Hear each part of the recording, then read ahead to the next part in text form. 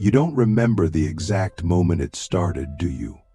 That invisible war inside you, that strange heaviness that didn't belong to the world around you, but to something buried deep within. It wasn't depression, it wasn't anxiety. It was darker, older, and far more sacred. You could be surrounded by people, smiling even, and still feel like you were standing alone on the edge of a spiritual battlefield no one else could see. That's because you are one of the dark chosen ones, the ones who were selected not just to carry light, but to battle through the shadow that surrounds it. This is not a metaphor, it's a real living truth that many will never understand. You were not born into comfort. You were not sent here to bask in love and light. You were dropped into a world of distortion, chaos, and ancestral pain because your soul had the strength to walk through it without forgetting who you are. That's the hidden battle, not the external circumstances, not the people who misunderstand you. The real war is remembering your power in a world that insists you are powerless. And what's worse, it's a war you cannot explain to others without sounding insane. The dark chosen ones are not broken. We are forged. We are the ones who agreed to face the parts of reality others run from. We are the shadow walkers, spirit warriors, the ones who are haunted not because we are weak, but because we are built to handle what others deny. You may have noticed this already. Others collapse under what you carry in silence. They run from emotions you sit with until they speak. They hide from their wounds while you bleed dignity into yours and still find a way to rise. That's not just resilience, it's spiritual royalty. But here is the paradox: because your strength is invisible, the world often sees you as fragile. Because you walk with shadows, others think you are lost. But you are not lost. You are locating yourself in realms most people pretend don't even exist. You are decoding generational trauma. You are confronting psychic warfare. You are healing lineages by breathing through nightmares that were never yours to begin with. And the great irony? You do it without applause, without recognition, often without even understanding it yourself until the day it finally clicks. This pain is ancient. This silence is sacred. This path is mine. You didn't ask for this.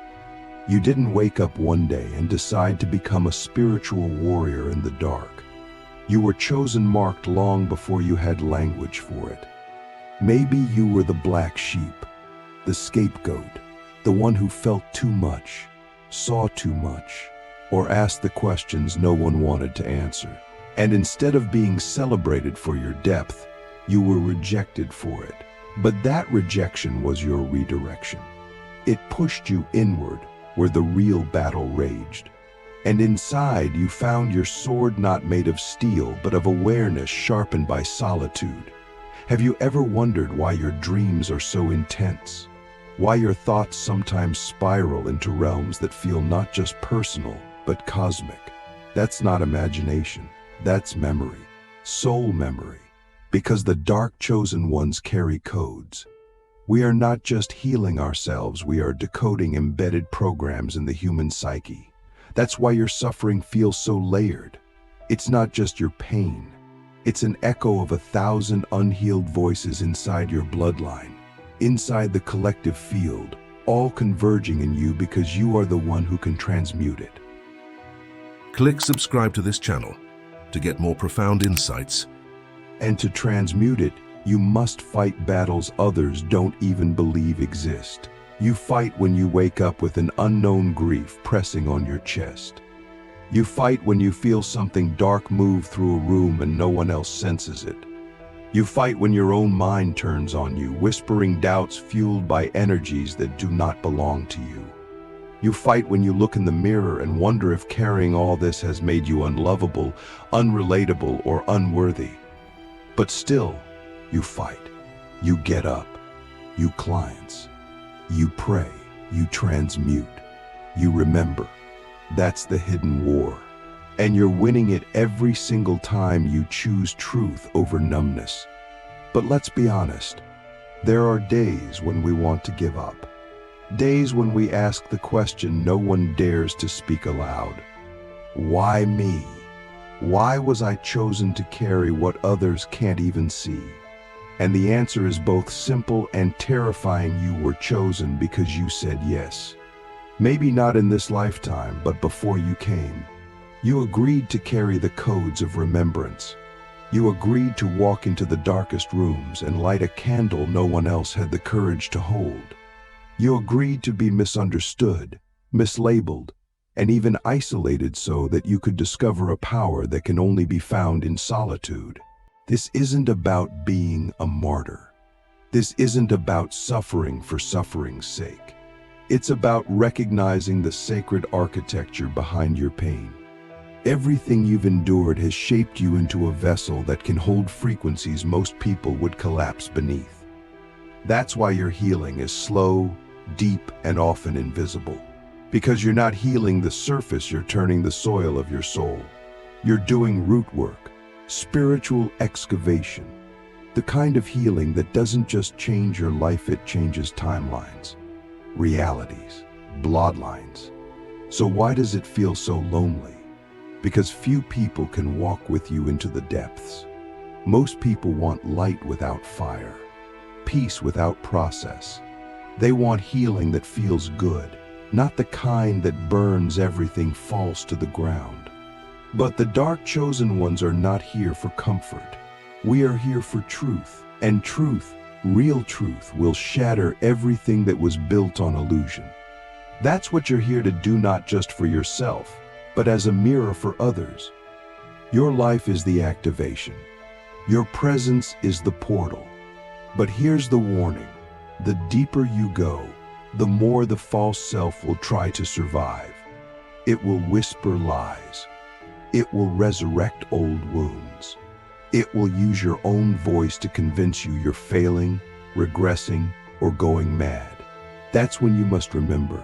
The war intensifies not because you're weak, but because you're close. Close to breaking through. Close to remembering something the world has tried to make you forget. Who would you be if you no longer believed you were broken? What would happen if you trusted your darkness as much as your light? You were never meant to fit into the world. You were meant to remake it. But you can't remake what you haven't confronted. And that's the sacred assignment of the dark chosen. Confront the forgotten. Fearlessly, lovingly, relentlessly. You are not here to be understood. You are here to be true. And truth has never needed permission to exist.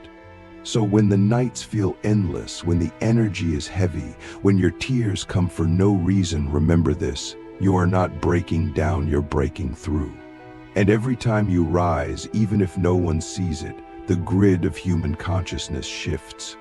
Every time you refuse to betray your knowing, the architecture of illusion trembles.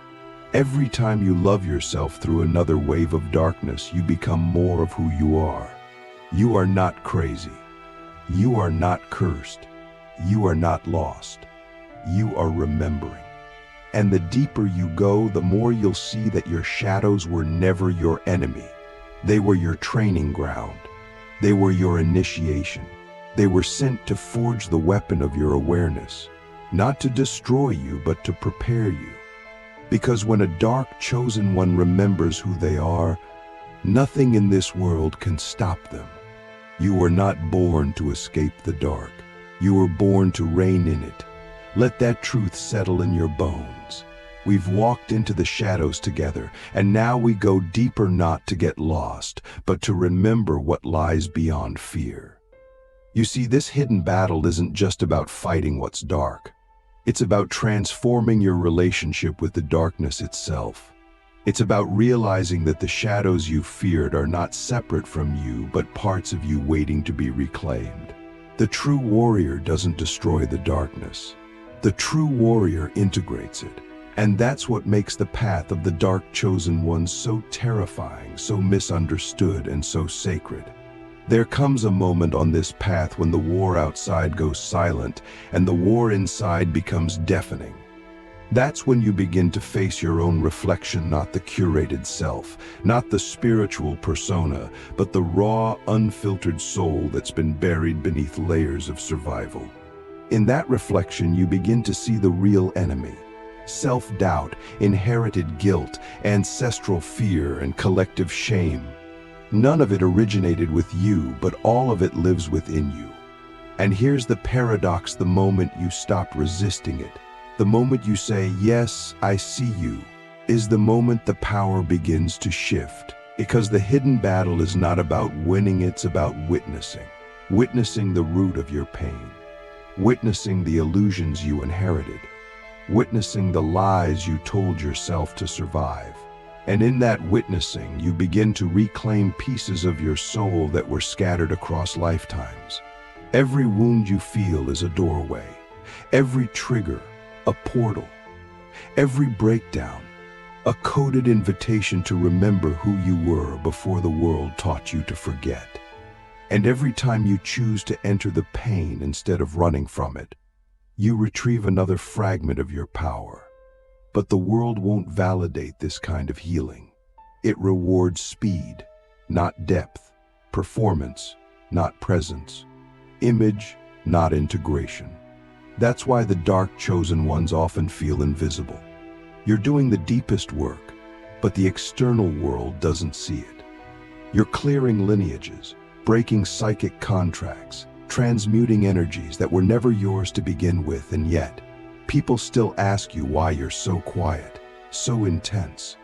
But that's because they don't speak the language of the soul. They don't know what it means to carry a cosmic inheritance. You do. And here's the thing they're not supposed to understand. Your path isn't meant to be explained. It's meant to be embodied.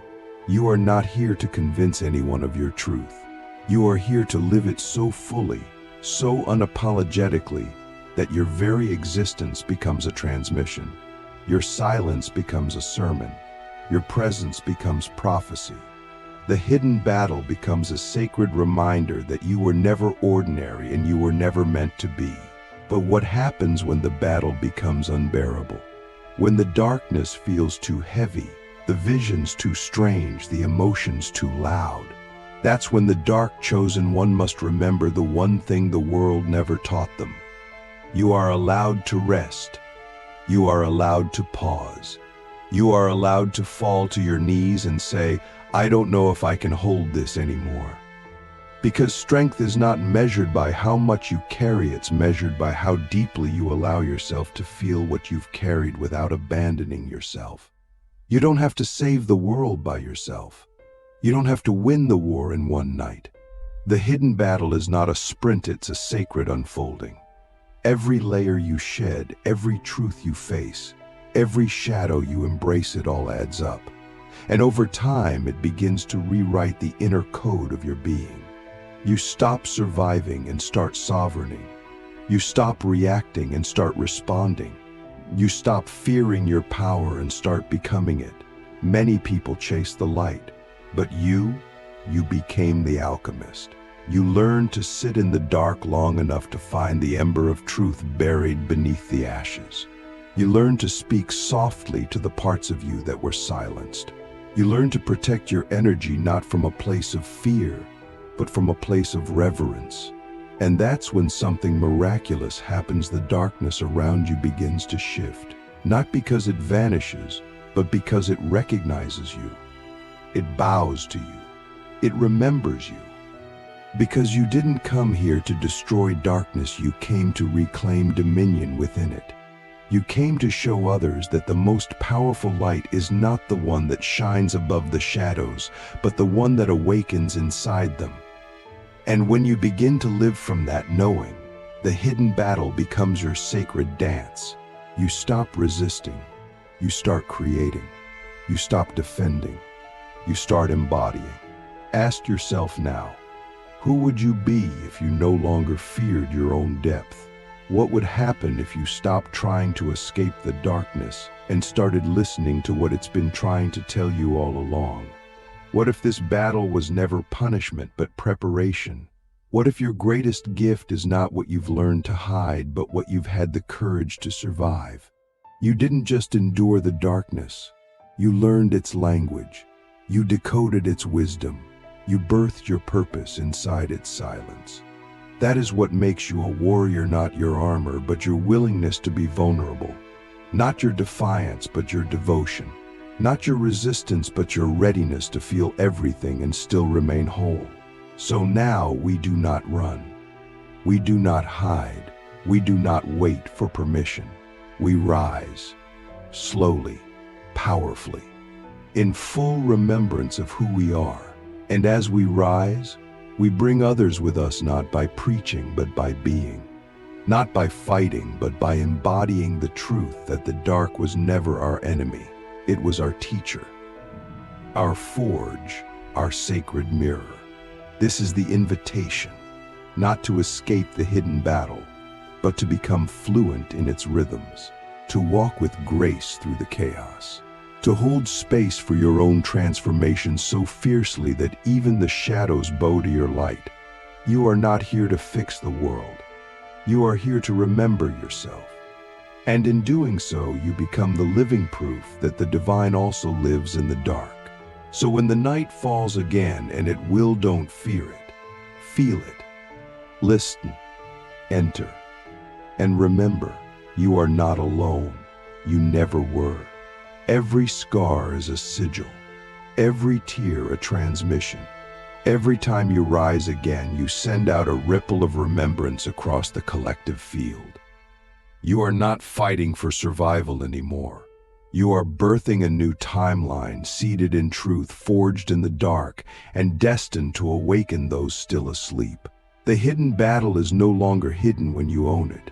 And when you own it, you become unstoppable.